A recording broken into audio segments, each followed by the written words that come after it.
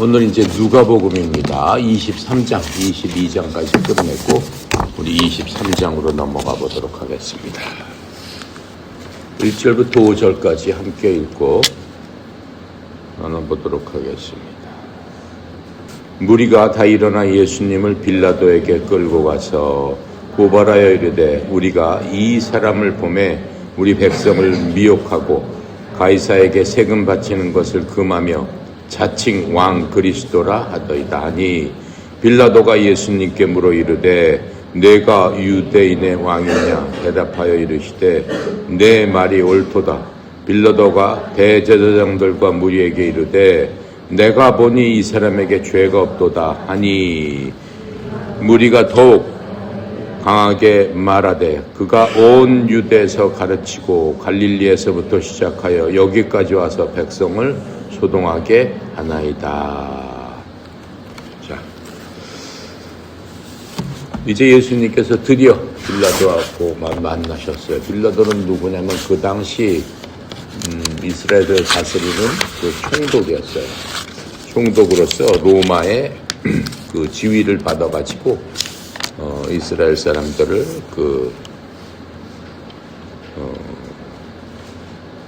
다스렸던 그러한 사람이죠.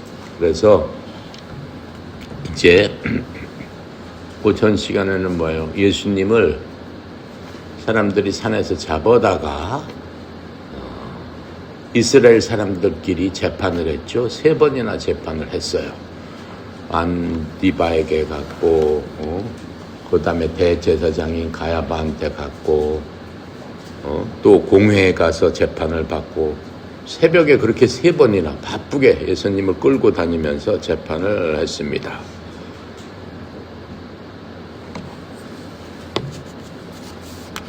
이 로마 사람들한테 이제 아침 일찍이 끌고 간 거죠. 실제로 로마 관리들은 보통 아침 일찍부터 일을 합니다. 우리나라 공무원들도 마찬가지죠.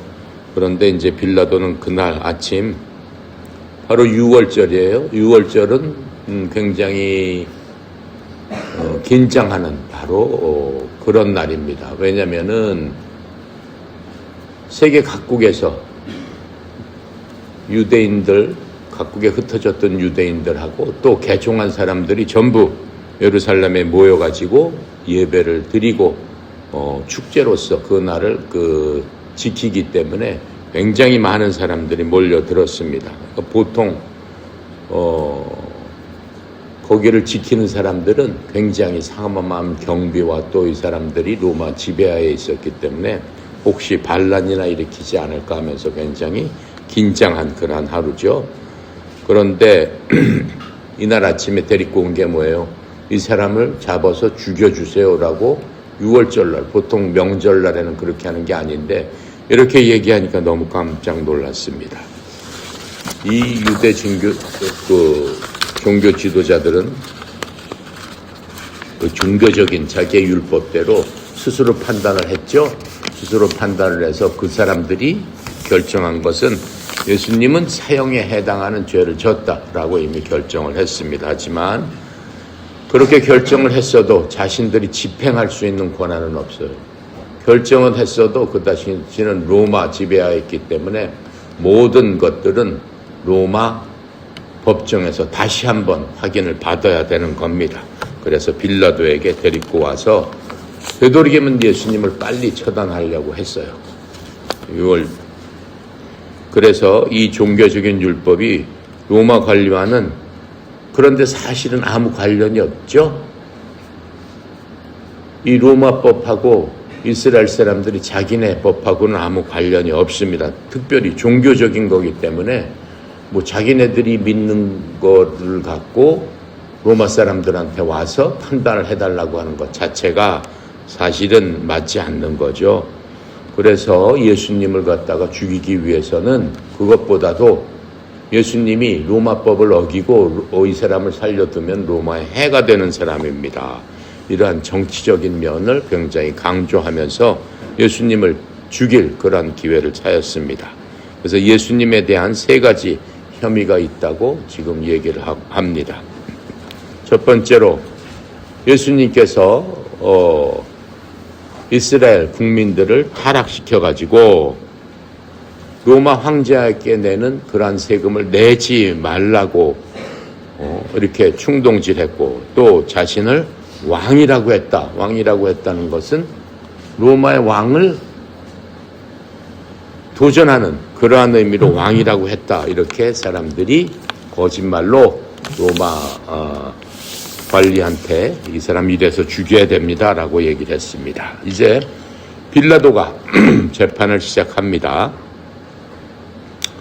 그런데 누가복음에는 안 나와 있지만은 마태복음에 빌라도의 아내가 밤에 꿈을 꾸었는데 아주 불길한 꿈을 꾸었으니까 빌라도한테 사람을 보내서 이 예수라는 사람은 그렇게 죄가 없는 사람이니까 상관하지 마세요. 당신은 상관하지 마세요. 이렇게 얘기한 사실이 있습니다. 그게 마태복음 27장 19절에 보면은 이렇게 설명을 해주고 있습니다. 빌라도가 재판석에 앉아 있을 때 빌라도의 아내가 빌라도에게 사람을 보내어 말하되 당신이 그 의로운 사람과 조금 더 상관하지 마소서. 이날 꿈에 내가 그 사람으로 인해서 많은 일들로 꿈속에서 시달렸습니다. 이렇게 알려줬어요. 그때 빌라도 마음이 어떻겠어요? 찜찜하겠죠. 자기가 생각해도 이게 자기가 이 사람을 죽여라 말라 할 일도 아니고 자기네들끼리 그것도 자기네 종교에 관해서 자기네들끼리 다툼을 한 걸 갖고 와서 죽여달라고 하니까 빌라도가 마음이 무거웠는데, 더군다나 자기 부인이 그러한 꿈을 꿨다고 하니까 더욱더 마음이 무거웠습니다. 빌라도는 예수님께서 하나님의 왕국에 가까웠다 이렇게 계속 말씀하셨죠. 그랬기 때문에 또 와이프가 또 자기 부인이 그런 얘기를 하고 자기가 봐도 그건 자기가 상관할 일이 아닌데 강압적으로 자기한테 이렇게 갖고 왔으니까는 실제로 자기가 직접 물어봐야겠다라고 그래가지고 이제 재판을 하게 됩니다. 그런데 빌라도가 그 재판 중에서 3번이나 내가 아무리 이 사람하고 신문을 해봐도 나로서는 이 사람을 죽일 만한 근거가 없다 이렇게 얘기하는 것을 우리가 보게 됩니다. 지금 23장에서 4절에 보니까 뭐라고 우리가 읽은 거죠? 그때 빌라도가 수제사장과 사람들에게 뭐라고 얘기했어요? 나는 이 사람에게서 아무 잘못도 찾지 못했다 이렇게 한번 얘기를 합니다. 두 번째는 우리가 앞으로 이제 볼 건데 14절에 보면은 또다시 얘기합니다. 이 사람을 내가 데려다가 백성을 바른 길로 떠나게 하는 자라 하였도다. 보라, 내가 너희에게서 그를 조사하였으나 너희가 그를 고소하는 그 일들에 대해서 내가 이 사람에게서 아무 잘못도 찾지 못하였다. 두 번째로 이 사람은 무죄다라고 하는 것을 얘기합니다.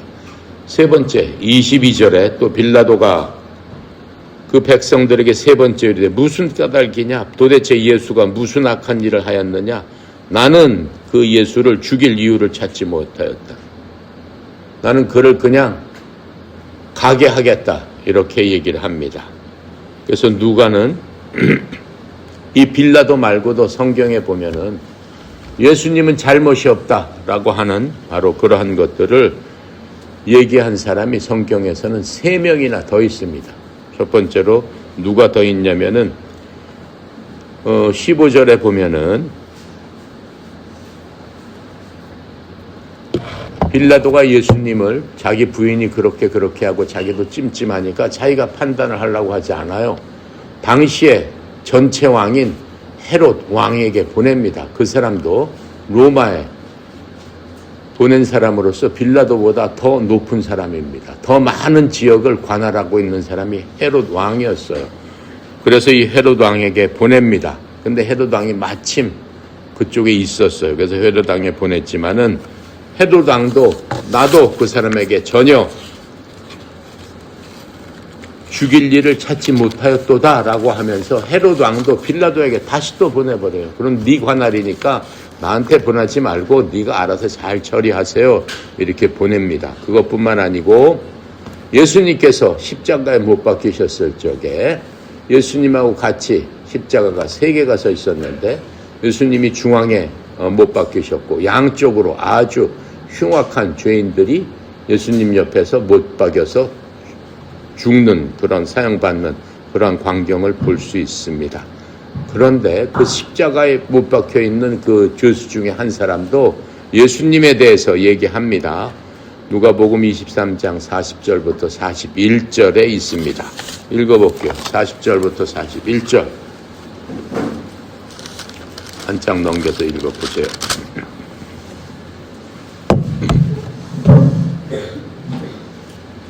읽어볼게요. 하나는 그 사람을 꾸짖어 이르되 내가 동일한 정죄를 받고서도 하나님을 두려워하지 아니하느냐. 우리는 우리가 행한 일에 상당한 보응을 받은 것이나 이에 당연하거니와 이 사람이 행한 것은 옳지 않은 것이 없느니라. 예수님은 죄가 없는데 이렇게 우리처럼 잡혀와서 우리하고 같이 사형을 당한다라고 그 죄인 중에 한 사람이 또 그렇게 증언을 했습니다. 그것뿐만 아니라 또 47절에 또 이 로마 군인 중에서 그 사형을 집행하기 위해서 데리고 온 그 말하자면은 그 중대장이 지금으로 따지면 또 얘기를 합니다.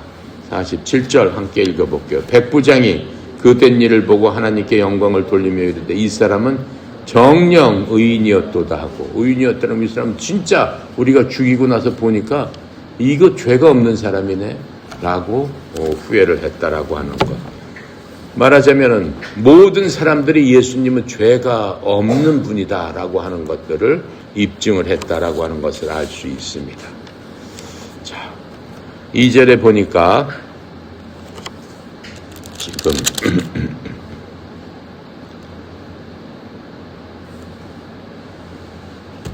지금 2절이 아니고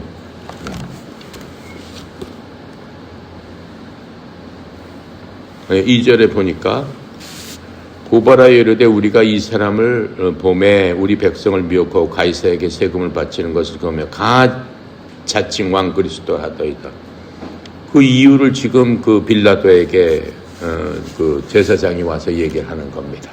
이 사람이 이런 일을 이렇게 했습니다. 그래서 유대 그 지도자들이 예수님을 죽이기 위해서 자기네 판단대로 사형에 해당하다, 그래 죽여라, 우리가 죽이겠다, 이렇게 그 만들기 위해서 정치적인 이유로 이제 되면서 예수님이 하시도 않았던 일을 거짓말로 이렇게 얘기를 합니다. 하지만 이 유대 지도자들이 예수님을 죽이려고 한 진짜 이유는 뭐였습니까? 신성모독이었다고 그러는 거죠. 예수님이 하나님의 아들이다 라고 함으로 말미암아 자기네들이 수천 년간 믿어온 그 하나님의 아들, 인간이 어떻게 하나님의 아들로 여기 와서 백성들을 미혹하고 내가 하나님의 아들이다 막 이렇게 한다는 얘기는 자기가 하나님이다 라고 하는 얘기와 맞는 거죠. 유대에서 누구의 아들이다라고 하면은 거의 그 아버지하고 같이 취급을 했기 때문에 예수님께서 그렇게 얘기한 거는 정말로 그 사람들한테는 큰 일이었죠. 요한복음 18장 31절에 보면은 누가복음엔 없는 얘기인데 이렇게 나옵니다. 그때 빌라도가 이 유대 사람들에게 이르되 너희가 그 예수를 데려다가 너희 법대로 그를 재판해라, 이렇게 얘기를 했어요. 이미. 그랬더니 이 유대인들이 빌라도에게 우리가 어떤 사람이든지 죽이는 것은 법에 어긋나나이다, 이렇게 다시 강변을 합니다. 너희 마음대로 하라고 했더니 우리가 죽이고 싶은데 그렇게 되면은 우리가 또 살인죄로 고발을 당하기 때문에 그렇게 못하니까 당신들이 이 사람을 좀 죽여주세요 라고 강변을 하고 있는 겁니다. 원래 유대법의 신성모독은 돌로 쳐서 죽이라고 했죠. 지난 시간에도 한번 얘기를 했습니다. 다시 한번 살펴보면 레위기 24장 16절에 율법에는 뭐라고 써있냐면은 하나님의 이름을 모독하는 자는 반드시 죽일지니 온 회당이 반드시 그를 돌로 칠지니라. 외국 사람이든지 그 땅에서 태어난 자든지 하나님의 이름을 모독하면 그를 죽일지니라. 그게 율법입니다. 그래서 그 당시에는 정말로 하나님의 이름을 함부로 부르지도 못했어요. 율법에 보면 뭐라고 써 있어요? 10계명에 1계명부터 400경까지 하나님에 대해서 어떻게 너희들이 해야 된다라고 하는 바로 그런 것들이 써 있죠. 그것을 철저하게 지킨 사람들입니다. 그렇게 되니까는 이제 빌라도가 6절부터 12절까지 한번 읽어볼게요. 함께 읽읍시다. 빌라도가 듣고 그가 갈릴리 사람이냐 물어 헤롯의 관할에 속한 줄 알고 헤롯에게 보내니 그때 헤롯이 예루살렘에 있더라. 헤롯이 예수님을 보고 매우 기뻐하니 이는 그의 소문을 들었으므로 보고자 한지 오래였고 또한 무엇이나 아직 이적을 행하심을 볼까 바랐던 용고더라. 여러 말로 물으나 아무 말도 대답하지 아니하시니 대제사장들과 서기관들이 서서 힘써 고발하더라. 헤롯이 그 군대와 함께 예수님을 업신여기며 희롱하고 빛난 옷을 입혀 빌라도에게 도로 보내니 헤롯과 빌라도가 전에는 원수였으나 당일 서로 친구가 되니라. 아까 얘기한 대로 빌라도가 어떠한 이유를 구실을 붙여서라도 예수님을 자기가 처단하고 싶지 않았어요. 그리고 자기가 아무리 생각해도 이 사람은 죄가 없는데 아니 가장 혹독한 십자가에 못 박혀서 죽이라고 하니 도대체 말이 안 되는 겁니다. 그래서 이제 핑계를 대면서 내가 처리하지 말고 나보다 높은 헤롯 왕한테 보내서 마침 헤롯 왕은 갈릴리 쪽에서 모든 것들을 통치하는 왕이었어요. 근데 예수님이 보니까는 갈릴리 나사렛 사람이다. 이렇게 지금 그 소문이 나 있고 또 실제로 갈릴리에서 오셨잖아요. 그러니까는 잘됐다. 그쪽 관할인 헤롯 왕한테 보내야 되겠다라고 해서 지금 이렇게 보낸 겁니다. 그래서 유대인들은 그렇게 보냈는데 빌라도는 죄가 없다고 했는데 헤롯한테 가가지고 더욱더 소리치면서 예수님을 고발한 바로 그 모습을 우리가 읽었습니다. 자, 그래서 지금 이 총독, 이 헤롯은 어떤 사람이었어요? 우리가 성경 처음에 누가복음 읽었을 적에 누구를 죽였던 사람이었어요? 예수님이 오시기 6개월 전에 예수님의 사촌인 침례자 요한이 돌아다니면서 뭐라고 얘기했어요? 천국이 갔다 왔으니까 너희들 죄를 회개하고 침례 받아라, 세례 받아라 이렇게 쫓아다니면서 회개를 해야 된다 이렇게 외쳤던 사람이에요. 그런데 이 헤롯이라는 사람은 어때요? 자기 동생 부인을 뺏어가지고 결혼했던 사람이죠. 그 부분에 대해서 요한이 심각하게 꾸짖었습니다. 심각하게 꾸짖으니까는 이 요한을 잡아다가 목을 쳐가지고 했던 아주 잔혹한 사람입니다. 그런데 이 헤롯이 들은 건 뭐예요? 요한이 죽은 다음에 예수님께서 전국을 다니시면서 복음을 전파하니까 사람들이 이 사람이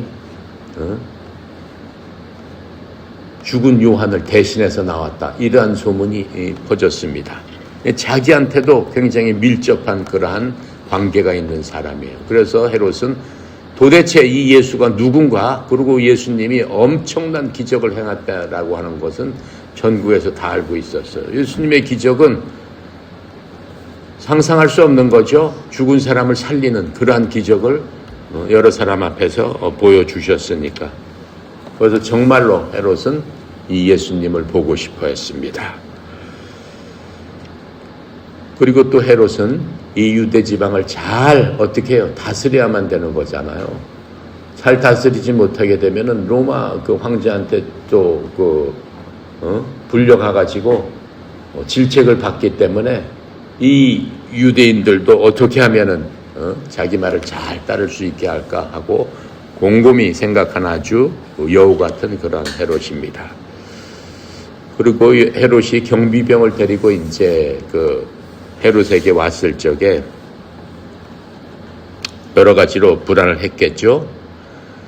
하지만은 예수님과 그 신문을 하면서 굉장히 대담해졌습니다. 왜요? 예수님께서 별로 뭐 그렇게 기적을 행하시고 대단한 분이시라고 했는데 그런 모습이 전혀 보이시지 않거든요.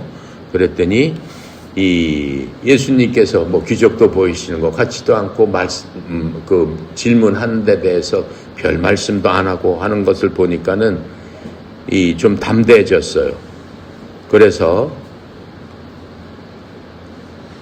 예수님을 향해서 이 헤롯이 다시 아무 말도 안 하니까 빌립에게 보내기로 결정을 합니다. 그 대신 빌립에 보낼 적에 어떻게 했어요?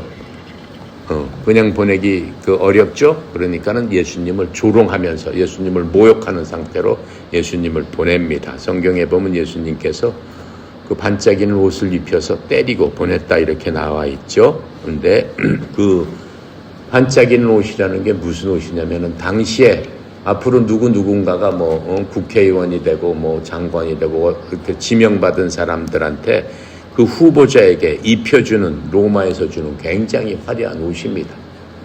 그 화려한 옷을 예수님께 입도록 했습니다. 그래서 헤롯은 자기가 공식적으로 판결은 내리지 않았지만은 예수님께서는 자기가 봐더라도 사형에 해당되는 죄를 짓지 않았다고 판단을 한 바로 그러한 규절이 있죠. 15절에 내가 너희를 헤롯에게 보내었지만 그 역시 전혀 찾지 못하였도다. 무슨 얘기예요? 빌라도에게 다시 보냈는데 헤롯이 뭐 그 사람에 대해서 예수님에 대해서 어떠한 무슨 뭐 범죄 사실이 있다 이런 말이 전혀 없다라고 지금 빌라도가 다시 한번 얘기하고 있는 것을 볼 수 있습니다.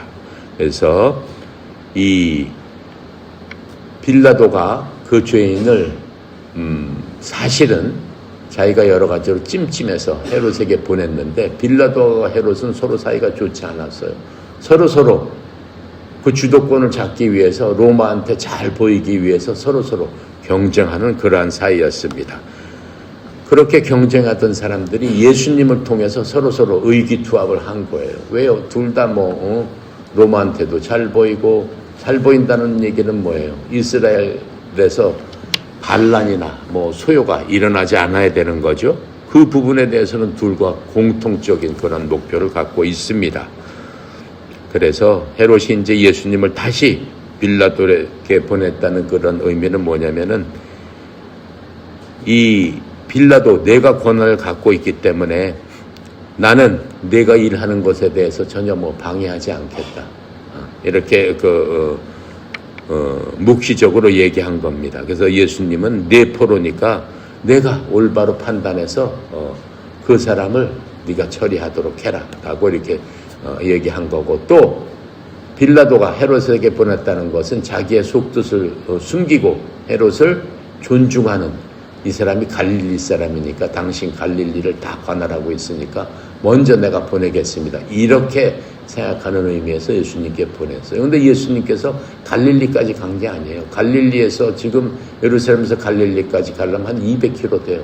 200km 되는 곳을 하룻밤에 갈 수가 없죠. 마침 헤롯이 이 큰 축제일이기 때문에 예루살렘에 있었던 거예요. 그러니까 바로 그냥 옆으로 보냈던 거죠. 자, 그래서 이제 두 사람이 예수님을 통해 가지고 그때는 서로 불화를 잠시 멈추고 서로 친구가 됐다라고 성경은 얘기하고 있는 겁니다. 이렇게 함으로써 어때요? 이제 예수님께서는 빌라도하고 또 헤롯하고 전부 다 뭘 받았다는 거예요? 죄가 없음을 입증했다라고 하는 것들이 성경에서도 분명하게 나와 있습니다. 인간적으로 따져도 예수님께서는 법적으로 봐도 죽일 만한 어떠한 그런 것이 전혀 없었습니다. 하지만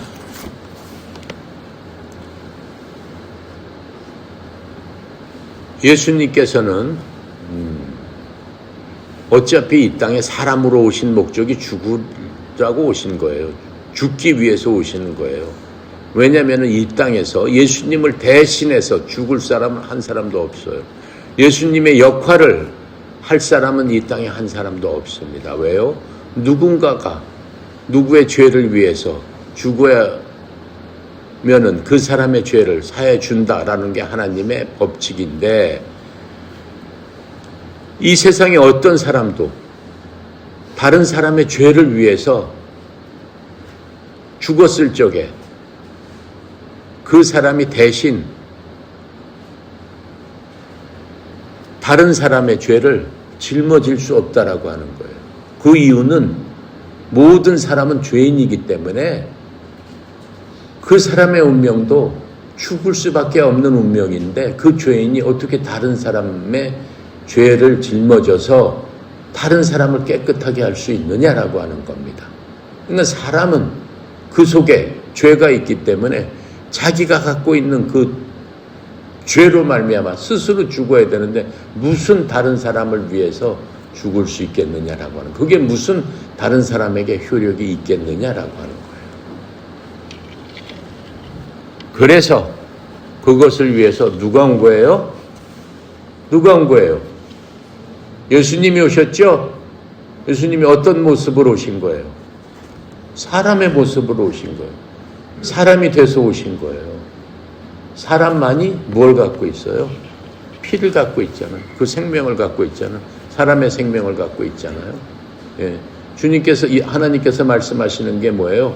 죄를 없애기 위해서는 깨끗한 생명이 나를 생명으로서 나한테 드려야 된다. 그럼 내가 그 죄를 용서해 주겠다. 그 생명은 뭐라고 그랬어요? 피라고 그랬잖아요. 붉은 피 속에는 생명이 있다라고 하는 거예요. 모든 동물의 피 속에도 생명이 있다라고 하나님께서 만들어 주신 게 인간의 구조를 그렇게 만들어 주셨다라고 하는 거예요. 피는 소중한 거예요.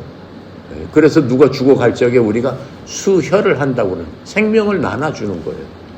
그 사람 살기 위해서. 왜요?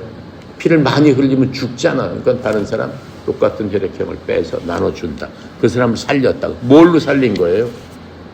육체적으로는 살린 거예요. 근데 그 사람의 죄를 살릴 수 있어요? 그 사람 피 다 빼고 내 피를 집어넣었다. 근데 그 피가 어떠한 피여야 돼요? 오염이 안 된 피여야 되는 거죠. 근데 모든 사람의 피는 뭐로서 오염이 돼 있다? 죄로서 오염이 돼 있다. 아무리 그 피로 다른 사람을 수혈해도 죄는 없어지지 않는다. 그런데 예수님께서는 그 피가 어떠한 피다? 인간의 피가 아니다라고 하는 거예요. 하나님의 피다라고 하는 거예요. 내가 그건 얘기했죠? 예수님께서는 처녀 마리아한테 낳았단 말이에요. 마리아한테 마리아 뱃속에서 10개월 있다가 태어나셨단 말이죠. 그러니까는 사람의 DNA가 없다란 말이에요. 사람의 DNA라는 건 뭐예요? 남자가 여자가 있어야지 그 DNA가 결합해서 하나의 생명체가 태어나도록 하나님께서 만들어 주셨다는 거예요. 그 DNA 속에는 뭐가 있다라고 하는 거예요? 인간의 본성이 들어있는데 그 인간의 본성은 뭐야? 하나님께서 만들어 주신 그 본성이 뭐가 돼버렸다? 변형이 된 바로 그거다. 누가 그 변형하게 만들었느냐?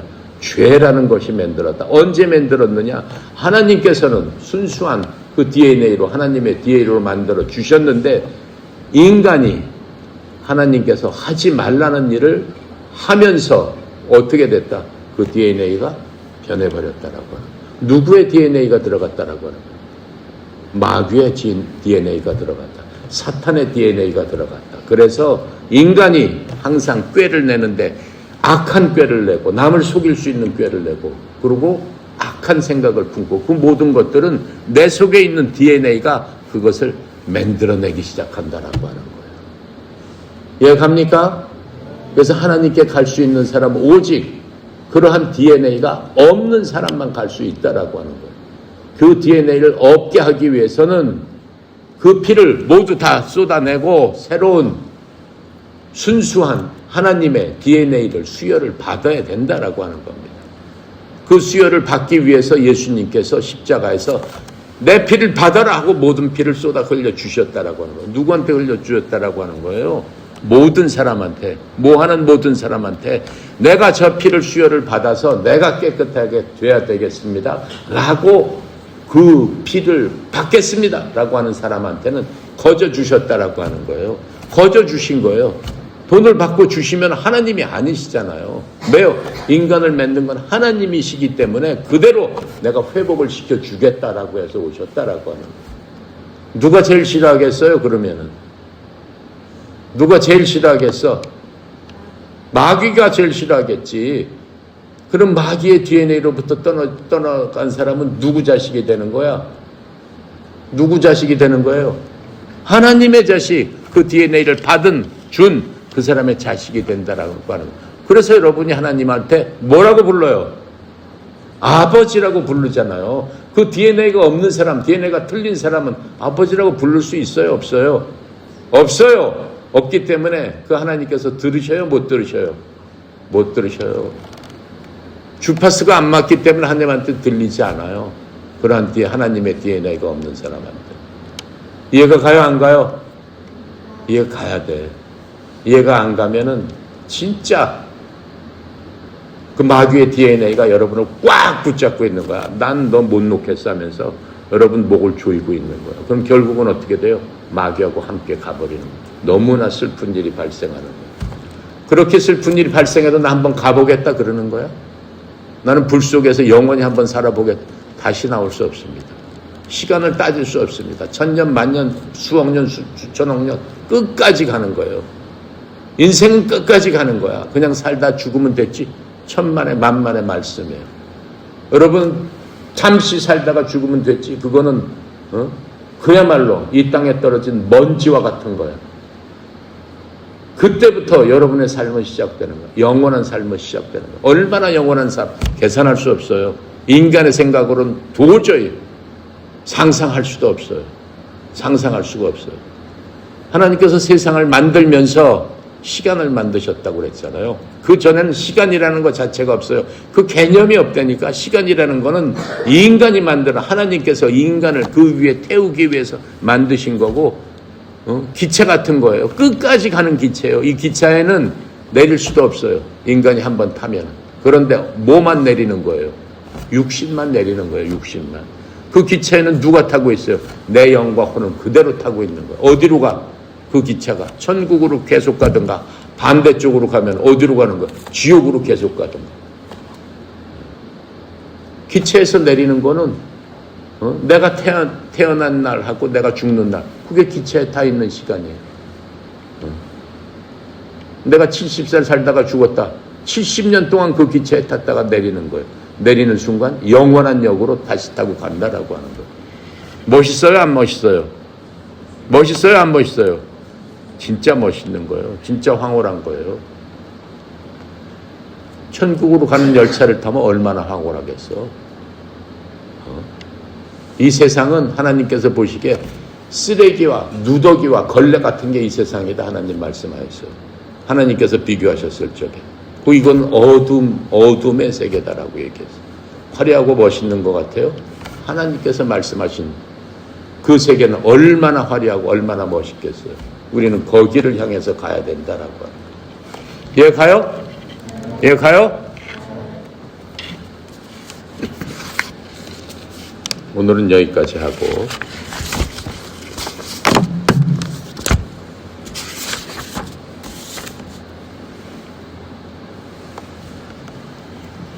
여러분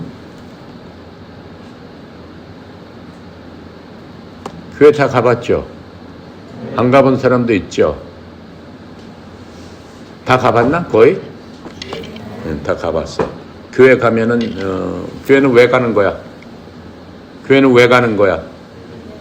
예배 드리러 가는 거야. 예배라는 건 뭐야? 누구한테 드리는 거야? 하나님한테 드리는 거야. 예배는 뭐 목사한테 드리는 거 아니고, 예배는 무슨 장로님 아니에요. 하나님한테 드리는 거야. 지금 이 시간도 하나님 앞에 우리가 예배도 드리고 하나님 말씀을 드리고, 이것도 예배의 하나다라고 볼 수 있어요. 하지만 내가 여러분한테 하는 건 주로 성경 공부를 통해서 하나님을 만날 수 있도록 나는 인도하는 거고, 교회 가서 하는 예배는 조금 틀리죠. 교회 가서 하는 예배는 여러분의 모든 것들을 터치해 주는 거예요. 모든 게 뭐예요? 여러분의 지정의 이것을 하나님의 포커스에 맞춰서 얘기를 해 주는 거예요. 나는 그렇게는 하진 않아요. 나는 그냥 하나님의 말씀, 이 성경 공부, 이게 하나님의 말씀이니까 이 말씀이 뭐라고 얘기를 하고 있느냐, 하나님께서 뭐라고 하시고 있느냐? 난 딱 그 얘기만 하는 거예요. 난 세상 얘기를 한다든가 뭘 한다든가 하지 않아요. 그건 내가 할 일이 아니기 때문에 내가 할 수 있는 거는 내가 공부한 것을 여러분한테 전달하고 여러분과 같이 하나님은 누군가 이 속에서 하나님이 뭐라고 말씀하시고 있나를 한 글자 한 글자 여러분하고 공부하는 거예요. 내가 여러분하고 공부한 것 중에 이 성경책의 여러 부분을 다 했어요. 근 한 15년? 15년 동안. 그러니까 여러분 선배들도 그런 걸 다 걸쳐서 나왔고 여러분도 내가 되도록이면 많은 것들을 나하고 있는 동안 많은 것들을 하나님을 이 말씀을 통해서 알게 해주기를 원하는 거예요. 그게 내가 원하는 소망이에요. 그 다음부터 여러분이 하나님을 잘 믿고 안 믿고는 내가 상관할 바가 아니에요. 그건 누가 말씀하시는 거예요. 내가 얘기하는 게 아니고 하나님께서 말씀하신 거예요. 내 얘기를 너희들은 전하라. 그것뿐이다. 네가 할 일은. 네가 무슨 잘났다고 할 것도 없고 네가 뭐 했다고 할 것도 없고 너는 그냥 내가 한 얘기를 사람들한테 전해줘라. 그 다음부터는 누가 하는 거야? 그 다음부터는 내가 한다라고 하는 거야. 그 다음부터는 내가 하겠다라고 말씀하셔요. 그러니까 여러분은 여기서 협회에서 나가고 뭐 동계훈련 끝나고 그 다음부터는 누가 책임져 준다? 성령 하나님께서 책임지겠다라고 말씀하시는 거예요. 어떤 사람만 책임지겠다. 나는 하나님의 DNA를 받겠습니다 라고 하는 사람만 책임지겠다. 하나님께서는 절대 강제하지 않으세요. 나는 지옥 가서 살고 싶습니다. 말리지 않으세요. 예, 이리 와라. 안 된다. 그렇게 안 하세요. 왜? 하나님께서 가장 중요하게 여기는 거는 사람들 마음속에 갖고 있는 자기 생각에 대해서 하나님은 터치를 안 하신다라고 하는 거예요. 대신 나는 누구다라고 하는 것을 이 안에 내가 다 해놨으니까 내가 이것을 믿든 안 믿든 그건 네 자유다라고 하는 거예요.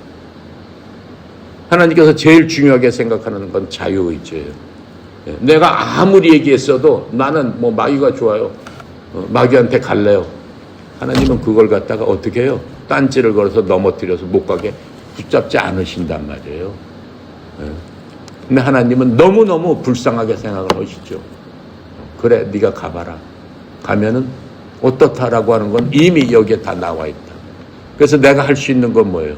이걸 자꾸 알려줘가지고 그렇게 하면은 어떠한 상황이, 어떠한 운명이, 어떠한 영혼 가운데 여러분 어떠한 상황에서 어떻게 돼야 된다. 라고 하는 건 알려줘야 된다라고 하는. 모르고 갈 수는 없잖아. 그러니까 하나님께서 제자들한테 얘기하는 게 뭐예요? 너는 땅 끝까지 가서 내 복음을 전해라. 그거예요. 복음을 전해서 그 사람을 어떻게 하라? 아니에요. 그냥 복음을 전해라. 그 이유는 내가 한다. 이렇게 말씀하시는 거예요. 왜요? 하나님께서는 죽은 자를 살리시는데 어떤 사람의 경우는 그렇게 넘어져서 가려고 했을 때 그 사람을 어떤 경우는 빨리 죽여버리는 경우도 있어요. 그 사람을 빨리 죽여버려서 내 곁으로 데리고 오는 경우도 있어요. 이 땅에서 뭐 오래 살면 뭐 하겠어요? 영원히 나하고 사는 게 행복한 겁니다. 그러니까 여러분들이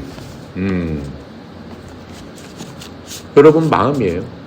그거는 여러분 마음인데 이제 진리는 하나이기 때문에 내가 여러분들 봤을 적에 안타까운 거죠. 이게 안타까운 거죠. 자, 기도하고 마칩니다. 감사하신 하나님, 참으로 은혜 감사합니다. 또 귀한 날 허락하시고 하나님의 말씀으로 저희들 익히고 배우며 감사하게 하시는 주님을 찬양합니다. 특별히 사랑하는 아들, 딸, 동계훈련 중에 하나님 만나고 하나님께서 인생을 책임져 준다고 하였사오니 우리의 인생을 하나님 앞에 맡길 적에 우리는 걱정이 없고 항상 든든하고 항상 평강 가운데 이 세상을 이기는 그러한 자들로서 살 수 있도록 주님 인도하시고 보호하시고 지켜주시옵소서. 특별히 우리 협회가 하나님의 은혜 가운데 우뚝 서서 전국의 잃어버린 영혼 3,000명을 향해서 힘차게 나아갑니다. 주여 227개 시군구마다 하나님의 사람으로서 세워주셔서 함께 동역하며 하나님 앞에 잃어버린 영혼을 찾아 나가는데 부족함이 없는 협회 되도록 주님 축복하여 주시옵소서. 이를 위하여 아버지 하나님 리더로 세우신 송영희 사장님 주님 복의 복을 다하여 주시옵시고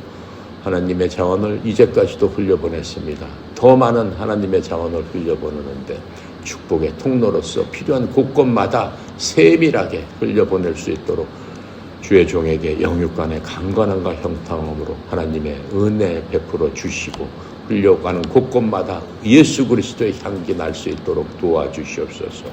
오늘도 모든 것 주님 앞에 의탁드렸습니다. 감사드리며 우리 주 예수 그리스도 이름으로 기도드렸나이다. 아멘.